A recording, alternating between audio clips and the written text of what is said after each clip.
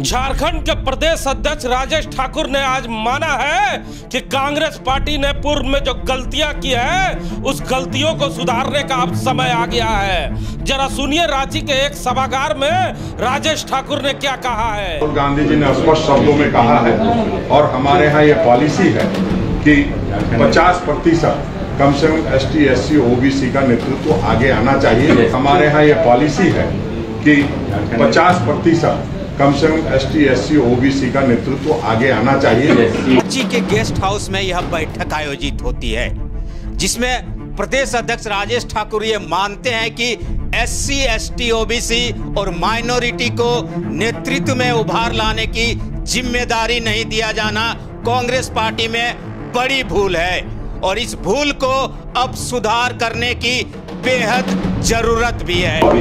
Minority का और जो हम लोग आज एक कार्यक्रम भी कर रहे हैं उसी को उभारने के लिए, उसी लीडरशिप को आगे लाने के लिए, जिसके कारण हमको नुकसान हुआ है कि शायद वो लीडरशिप आगे नहीं थी और हम लोगों ने टिकट दिया और हमको नुकसान हुआ।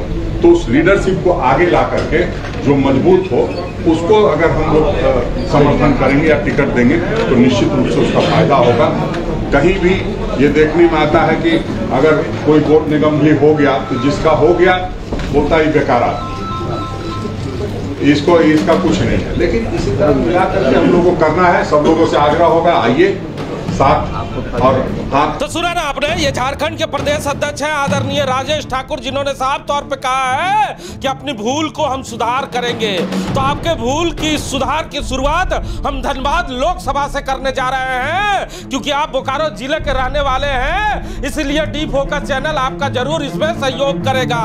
लेकिन हम आपको साफ तौर पे बताना चाह रहे हैं कि इस खबर को देखने के बाद आप अपने जहन में किसी भी सवाल को ना खड़ा करें।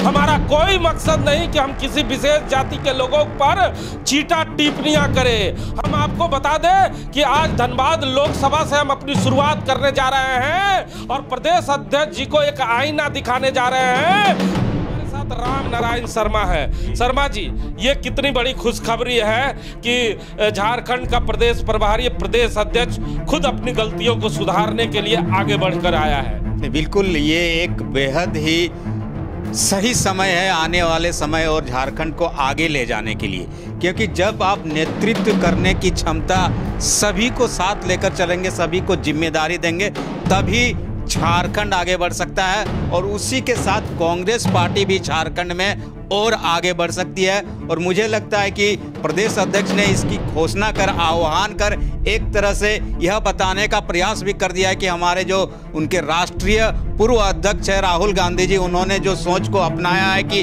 आखिर जिन वर्गों को हम पहले छोड़ चुके थे, जिनको हम उतनी अहमियत नहीं देते थे, जिनकी वजह से उनको कई दफ़ा देश की जो सीधी राजनीति से बाहर होना पड़ा है, तो अब शुरुआत जरूर आने वाले चुनाव को लेकर कांग्रेस पार्टी करने जा रही है और खुद प्रदेश अध्यक्ष ने इसकी जिम्मेदारी संभालने के साथ साथ आह्वान भी कर दिया। हिमांशु, तो आह्वान कर दिया है। हम आदरणीय प्रदेश अध्यक्ष जी को धनबाद लोकसभा की कुछ तस्वीरें दिखाना चाहते हैं और बताना चाहते हैं कि धनबाद लोकसभा कैसे आप जीतेंगे। लेकिन आज हम एक विशेष वर्ग की चर्चा करने जा रहे हैं, क्योंकि लगातार हमें लोग कह रहे थे कि हिमांशु जी हर एक जाति के बारे में आप जरूर बताएं। तो आज हम एक विशेष जाति के लोगों के बारे में बताने जा रहे हैं। और खबर शुरू करने से पहले ही बता दूं कि शर्मा जी उसी जाति से बिलोंग करते हैं। तो शर्मा जी, आपके जो जाति के लोग हैं धनबाद लोकसभा में, उन्हें कांग्रेस पार्टी ने बड़ी भूमिका दी है। कहा जाता है, इतिहास कहता है कि क्षत्रिय मैदान में लड़ाई करने के लिए जाते हैं, लेकिन धनबाद लोकसभा में उल्टा हो गया। क्षत्रियों को राज करने का मौका दिया गया और भूमिहार जाति के लोगों को क्षेत्र में लड़ाई करने का इस बार मौका दिया गया है। तो जरा हमारे दर्शकों को बताएं कि धनबाद से लेकर बोकारो तक आपके समाज के कितने वो नौजवान हैं और कितने तजुर्बेदार नेता हैं जिनके कंधों पर इस बार धनबाद लोकसभा जिता का भरपूर मौका उन्हें मिलेगा। बिल्कुल, भूमिहार समाज को एक तरह से मैदान संभालने का मौका दे दिया है कांग्रेस पार्टी ने धनबाद लोकसभा में। और मैं अगर बात करूंगी कि धनबाद लोकसभा में कई बड़े नाम हैं, जिन नामों की चर्चा अक्सर होती है कि इन्हें बड़ी जिम्मेदारी दी गई है और आने वाले समय में इन्हीं के कंधों पर पूरा दारोमदार होगा धनबाद लोकसभा से एक बार फिर हाथ को जिताने की जिम्मेदारी होगी। मैं सबसे पहले शुरुआत करूंगा आपको धनबाद क्षेत्र से, धनबाद जिले में। इसमें सबसे पहला नाम मैं बताऊंगा अभिजीत राज जी का। अभी प्रदेश अध्यक्ष है यूथ कांग्रेस के, और ये एक बड़ा चेहरा है जिनको बड़ी जिम्मेदारी दी गई है। धनबाद जिले के जरूर है, लेकिन लोकसभा चूंकि धनबाद और बोकारो जिले का एक साथ आता है, तो ये ऐसा नाम है जिनको प्रदेश अध्यक्ष की जिम्मेदारी देने के साथ ही साथ युवाओं को एक साथ एकजुट करने की जिम्मेदारी भी मिली है। चैलेंज जरूर है इनके साथ, लेकिन अवसर होगा जी। इन्हें मिली नहीं है जी, इन्होंने लड़ाई लड़ी है। ये इलेक्टेड है, सेलेक्टेड नहीं। ये बिल्कुल ये इलेक्टेड है, ये इन्होंने चुनाव जीतकर ये पद पाया है, लेकिन पद इन्हें मिला है कांग्रेस पार्टी की तरफ से। और पार्टी बड़ी होती है, पद तो आते जाते रहता है, लेकिन जब पद मिल जाती है उसके बाद ये किसी जाति विशेष के भी नेता नहीं होते हैं, पार्टी के नेता होते हैं। और जब अध्यक्ष इनको मिला है, तो अब इनका सबसे बड़ा जिम्मा होगा कि धनबाद में 2024 में जो चुनाव आने वाला है, उस चुनाव में कांग्रेस पार्टी को कैसे जिताने का काम करेंगे। अगला नाम है योगेंद्र सिंह योगी जी है, उपाध्यक्ष है धनबाद जिला कांग्रेस में और 20 सूत्री के सदस्य भी हैं। एक साथ कई पद है इनके पास, और ये एक बड़ा नाम है धनबाद जिले में। और इनकी भी जिम्मेदारी बड़ी सशक्त होगी इस बार कि कैसे कांग्रेस पार्टी को धनबाद लोकसभा की बैतरनी पार लगाने का काम करें। इसी तरह कई नाम है। गोपाल कृष्ण चौधरी हैं, अध्यक्ष है धनबाद जिला NSUI के। उसके बाद है अशोक सिंह, और मैं आपको बता दूंगी अशोक सिंह के साथ साथ यहाँ पर आपके बहुत सारे ऐसे नाम हैं जिनको विजय कुमार सिंह, जो बोकारो जिले के प्रभारी भी हैं, पूर्व प्रत्याशी भी रह चुके हैं धनबाद लोकसभा से, और ये दोनों भाई भी हैं संयोग से। और इन्हें ये जिम्मेदारी मिल रही है इस बार कि आपको पद है, बड़ी जिम्मेदारी। पद की जिम्मेदारी देने के साथ साथ आपको चैलेंज दिया गया है कि धनबाद लोकसभा में आप जिस जाति से आते हैं उस जाति को तो एकजुट करके इस जाति को आपको वोट में कन्वर्ट करना होगा कांग्रेस पार्टी को लेकर, और साथ ही साथ दूसरे सभी कम्युनिटी को सामंजस्य बनाकर कांग्रेस की तरफ तब्दील करना होगा। इसके बाद वैभव सिन्हा, बहुत बड़ा नाम है धनबाद में, आप जानते हैं। इनकी भी जिम्मेदारी होगी। इन्हें दिया गया है सचिव, झारखंड प्रदेश कांग्रेस के सचिव हैं ये।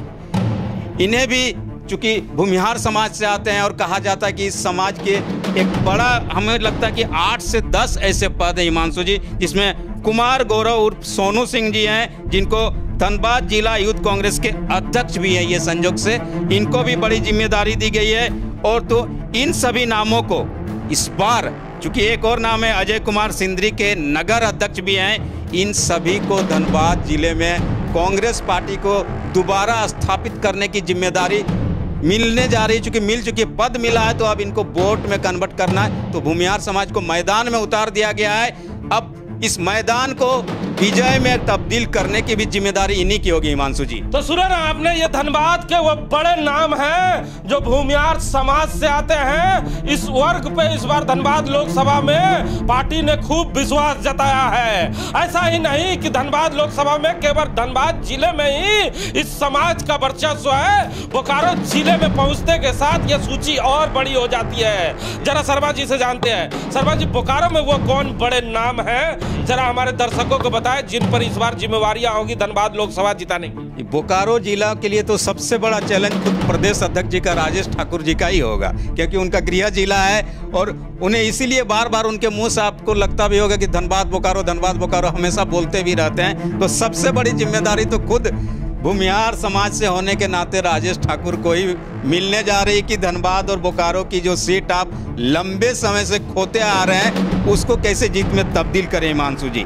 इसके अलावा भी बहुत सारे नाम है बोकारो जिले में, धनबाद की तरह ही बहुत सारे नाम है। जैसे खुद 20 सूत्री के अध्यक्ष महावीर सिंह चौधरी चास प्रखंड से हैं, ये भी भूमिहार समाज से हैं, और इनको भी बड़ी जिम्मेदारी, चूंकि चास बहुत बड़ा इलाका है और चास को कहा जाता है कि मास पॉपुलेशन, सबसे ज़्यादा जनसंख्या बोकारो जिले में कहीं है तो चास में है। और इसलिए इनको भी सबसे बड़ी जिम्मेदारी मिली हुई कि उस वोट को कांग्रेस पार्टी में कैसे महावीर सिंह चौधरी 20 सूत्रीय अध्यक्ष होने के नाते कन्वर्ट कराएं। इसके अलावा आपका प्रदेश महासचिव है जवाहर लाल महता, बहुत ही पुराने नेता है, कांग्रेस को लगभग अपनी पूरी उम्र दे चुके हैं और इसकी बदौलत अभी वे प्रदेश महासचिव है, प्रदेश में उनको जिम्मेदारी दी गई है, लेकिन बोकारो जिले से आते हैं, भूमिहार समाज से आते हैं, तो इनको भी इस बार इनकी जो इम्तहान है एक तरह से कि चास और चंदन क्यारी के बॉर्डर में ये रहते हैं, तो चास चंदन क्यारी के भूमिहार और दूसरे समाज के वोट को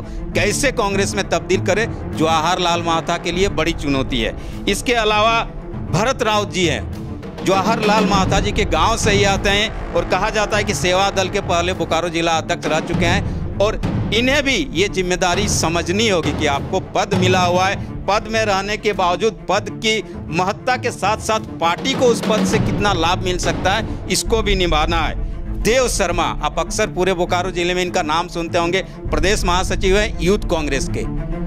पिछली बार चुनाव भी लड़े थे अलग अलग होकर, तो उसका नतीजा उन्होंने देखा है, लेकिन चूंकि प्रदेश महासचिव है कांग्रेस पार्टी से, तो इस बार उन्हें भी अपनी ताकत पूरे कांग्रेस पार्टी के लिए लगानी होगी, ना कि वर्तमान में जो कहा जाता है कि लोग अपने अपने बारे में सोचते हैं, उसको दरकिनार करना होगा। चास नगर अध्यक्ष, चास नगर निगम की एक तरह से बात कर ले, उसके अध्यक्ष गौरव राय जी हैं, ये भी भूमिहार समाज से आते हैं, और इस बाबत चूंकि चास नगर की जिम्मेदारी इनको दी गई है, तो इनको घर घर जाना होगा, एक एक वार्ड में जाना होगा और लोगों को समझाना होगा, क्योंकि कांग्रेस पार्टी के लिए सबसे बड़ी चुनौती बोकारो जिले में अगर आप जानते हैं तो चास नगर निगम क्षेत्र ही माना जाता है, हिमांशु जी। इसके अलावा रामा राउत जी हैं, पूर्व में जिला अध्यक्ष भी रह चुके हैं, उनकी भी जिम्मेदारी इस बार बढ़ जाती है यहाँ पर। आशुतोष कुमार जी हैं, प्रदेश उपाध्यक्ष हैं यूथ कांग्रेस के, और धर्मवीर राउत चूंकि चंदन क्यारी विधानसभा में अध्यक्ष है, चंदन क्यारी विधानसभा के यूथ कांग्रेस से, तो ये जो नाम है, बोकारो जिले में भूमिहार समाज को बड़ी पद मिल गया, जिम्मेदारी मिल गई, बहुत सारे इलेक्टेड भी लड़के हैं और बहुत सारे पद मिले हुए हैं, तो इन सभी को एक साथ आकर कांग्रेस पार्टी को आगे ले जाने की जरूरत होगी। तो सुना ना आपने, ये काफी महत्वपूर्ण पद है जो भूमिहार समाज के लोगों को दी गई है, और भूमिहार समाज पर इस बार कांग्रेस पार्टी ने जमकर विश्वास किया है, और उन्हें विश्वास है कि धनबाद लोकसभा में उनकी बेहतरनी को यह समाज जरूर पार कर पाएगा। लेकिन हमारे साथ राम नारायण शर्मा है। शर्मा जी, आप खुद भूमिहार जाति से आते हैं, दिल पे हाथ रख के बताइए, आप स्टूडियो में हैं, स्टूडियो आपका मंदिर है, धनबाद बोकारो और चंदन क्यारी में भूमिहार समाज कांग्रेस पार्टी से कितना रूठा हुआ है? क्या पिछले कई दशक से भूमिहार समाज कांग्रेस पार्टी को वोट कर पा रहा है? बिल्कुल, एक तरीके से आप कहिए कि कांग्रेस पार्टी के साथ जरूर हम लोग पहले से जुड़े हैं शुरुआती दौर से, लेकिन धीरे धीरे जैसे समय आता गया, उसके बाद जो परिस्थिति बनती गई, तो आपने जैसा कि कहा कि मैदान की जिम्मेदारी हमें दी जाती है, और इसकी वजह आप चंदन क्यारी में भी देख सकते हैं कि हमारा जो भूमिहार बहुल क्षेत्र है चंदन क्यारी है, और वहाँ पर कांग्रेस की क्या स्थिति रह जाती है। कांग्रेस के नेता जब चुनावी मैदान में आते हैं तो उन्हें कितना वोट मिलता है, तो इसके पीछे कई वजह होते हैं। जिसको नेतृत्व करने की जिम्मेदारी वहाँ दी जाती है, जिसको प्रत्याशी बनाया जाता है, वो तो मायने रखता है। ये साथ ही साथ पिछले चुनाव में आपने देखा कि हमारे ही समाज के एक नौजवान को टिकट दे दिया जाता है कांग्रेस पार्टी से, और उस टिकट को एक के बाद कुछ समय बाद छीन लिया जाता है, जिसके बाद लोगों में आप समझते हैं कि एक तरह की जो भावनाएं आहत होती है, उसका असर जरूर देखा जाता है, और जिसकी वजह से कांग्रेस पार्टी के प्रति हमारे समाज का रुझान कम देखा जाता है, हिमांशु जी। क्योंकि इस तरह की घटनाएं अक्सर घटती, कई पुरानी भी घटनाएं हैं जिसको आप याद कर सकते हैं, और उन घटनाओं को आप देखेंगे तो इस तरह की प्राय ऐसी घटनाएं होती है जिसके वजह से कांग्रेस पार्टी से हमारा समाज कहा जाता है कि प्रत्यक्ष रूप से वोट के रूप में तब्दील नहीं हो पाता है। नहीं हो पाता है। सुना ना आपने, ये राम नारायण शर्मा है जिन्होंने बड़ी बारीकी से बताया कि आखिर धनबाद लोकसभा में चंदन क्यारी विधानसभा और बोकारो विधानसभा में भूमिहार समाज के लोग काफी नाराज क्यों कांग्रेस पार्टी से धीरे धीरे होते चले गए। लेकिन आज रांची की बैठक में प्रदेश अध्यक्ष ने जो बातों को कहा है और जिन पॉलिसी की चर्चा की है, उस पॉलिसी के बाद कांग्रेस में बहुत कुछ बदल सकता है। लेकिन जो देखा जा रहा है पूर्व से, शर्मा जी, विधानसभा का टिकट राजपूत समाज को दिया जाता है, लोकसभा का टिकट ब्राह्मण समाज को दिया जाता है, और अब संगठन भूमिहार समाज को दे दिया गया है। तो प्रदेश अध्यक्ष साहब जिस पॉलिसी की चर्चा कर रहे हैं, वो पॉलिसी कब दिखेगा और कहां दिखेगा?